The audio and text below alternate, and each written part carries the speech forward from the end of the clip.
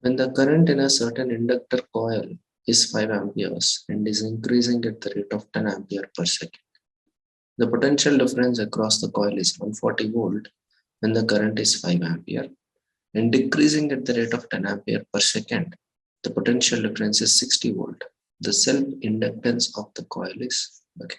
So here we have to consider that this inductor has both a resistance as well as inductance. So its equivalent would be a resistor and an inductor. Yes.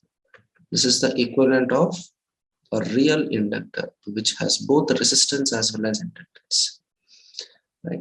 Now we see that the potential difference initially is 140 volts under what conditions? When a steady state current of 5 amperes is there and di by dt is plus 10 ampere per second, right?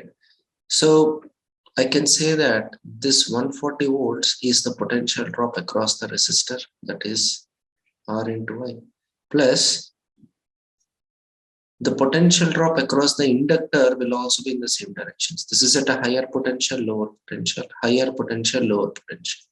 So this would be L times of di by dt. In the second scenario, the potential drop is 60 volt, where it is R into I. But since it is decreasing, L times of di by dt becomes minus of L times of di by dt. When you subtract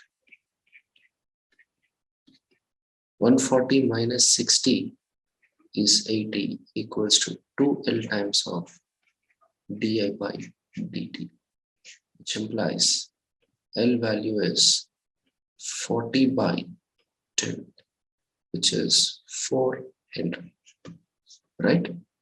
That would be our option B.